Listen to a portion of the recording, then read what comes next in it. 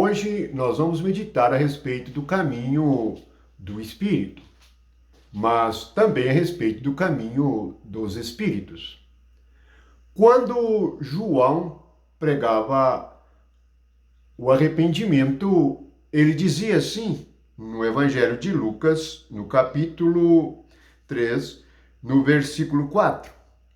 Conforme está escrito no livro das palavras do profeta Isaías, voz do que clama no deserto, preparai o caminho do Senhor, endireitai as suas veredas. Portanto, o caminho do Senhor é no nosso coração. Deus quer passar por intermédio de nós e falar por meio de nós, porque Deus é Espírito. Assim começa o Evangelho, o que prepara o caminho do Senhor, onde o Espírito Santo vai passar. Portanto, o caminho está relacionado ao nosso coração.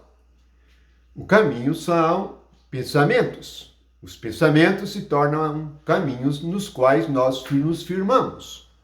Por isto, o Evangelho começa com arrependimento, com mudança de pensamento, mudança de caminho, preparar o caminho do Senhor. Mas há uma outra situação em que o coração se torna o caminho dos demônios, o caminho do inimigo. Isto é por causa do pecado, da desobediência, da incredulidade. Nós vamos ler em 1 Timóteo, capítulo 3, versículo 6. Diz assim: não seja novato ou neófito, para não suceder que se orgulhe ou ensoberbeça e incorra na condenação do diabo. Aqui está revelado que o orgulho é o motivo da condenação do diabo. Portanto, o orgulho é a natureza diabólica. Pois então, qualquer caminho que seja orgulho é uma passagem para espíritos malignos. É isto que explica a violência. É isto que explica um filho assassinar a própria mãe. É isto que explica alguém se levantar no trânsito e matar alguém que nem mesmo ele conhece. Vemos que o espírito do mundo lança uns contra os outros e a vida se torna uma guerra declarada. A violência, ela toma o coração assaltado pelo pecado. Então, os pensamentos que deviam ser o caminho do Senhor se tornam o caminho dos demônios, por causa do orgulho. Agora nós vamos aqui no Evangelho de Lucas, no capítulo 8. Evangelho de Lucas, capítulo 8, nos versículos de 26 a 33, diz assim: então rumaram para a terra dos Gerazenos, fronteira da Galileia. Logo ao desembarcar, veio da cidade ao encontro um homem possuído de demônios, que havia muito não se vestia, nem habitava em casa alguma, porém vivia nos sepulcros. O que observamos aqui da natureza dos demônios é uma natureza de morte, pois está relacionada aos sepulcros. A natureza de nudez. Lembra que quando o homem pecou, ele viu que estava nu. Portanto, está relacionado ao pecado. Versículo 28 diz: e quando viu a Jesus, prostrou-se diante dele, exclamando e dizendo em alta voz: que tenho eu contigo, Jesus, Filho do Deus Altíssimo? Rogo-te que não me atormentes. Veja que há uma personalidade naquele homem, e que ela se manifesta ao encontrar-se com a luz do mundo, ao encontrar-se com Deus vivo e verdadeiro. Ele diz no versículo 29, porque Jesus ordenara ao espírito imundo que saísse do homem, pois muitas vezes se apoderara dele, e embora procurassem conservá-lo preso em cadeias e grilhões, tudo se despedaçava e era impelido pelo demônio para o deserto. Observe que ele era impelido para o deserto. O que é o deserto? É onde João começa a pregar o evangelho, dizendo que é para preparar o caminho do Senhor. O deserto simboliza uma terra seca, é o coração do homem. Se nós lermos Mateus 13, ele fala de 4 tipos de terrenos. Portanto, o deserto é a terra seca do coração do homem, onde os espíritos malignos se movem. Prosseguindo, versículo 30. Perguntou-lhe Jesus: qual é o teu nome? Respondeu ele: Legião, porque tinha entrado nele muitos demônios. Rogavam-lhe que não os mandasse sair para o abismo. Ora, andava ali pastando no monte uma grande manada de porcos. Rogaram-lhe que lhes permitisse entrar naqueles porcos. E Jesus o permitiu. Tendo os demônios saído do homem, entraram nos porcos e a manada precipitou-se despenhadeiro abaixo para dentro do lago e se afogou. Observe o movimento dos demônios e a permissão de Jesus. Vamos recordar que os animais são símbolos dos homens. Jesus tem como símbolo, como animal puro, a ovelha, o cordeiro de Deus que tira o pecado do mundo. Agora, os porcos e os cães são símbolos de pessoas que pecam, que são sujos para ganhar a vida, são sujos para negociar, são sujos para ganhar dinheiro. Lembra que Jesus disse que não devemos lançar nossas pérolas aos porcos, isto é, não devemos contar nossas experiências com o Espírito Santo às pessoas que são sujas com o pecado. Então, os demônios entram nas pessoas que são sujas, que são pecaminosas, que são mentirosas, que são enganosas, que usam a mentira como subterfúgio. Mas há algo que nós observamos: eles se afogam. Este é um juízo de Deus. O que é estar afogado? É estar num dilúvio, estar sob as águas, é estar morto espiritualmente. Nós podemos encontrar esta palavra aqui em 1 Timóteo, no capítulo 1, no versículo 19. Mantendo fé e boa consciência, porquanto alguns, tendo rejeitado a boa consciência, vieram a naufragar na fé. Observe que perder a fé é naufragar. O que é naufragar? Naufragar significa que antes estávamos fora da água e fomos submergidos nela. Isto aconteceu com os porcos.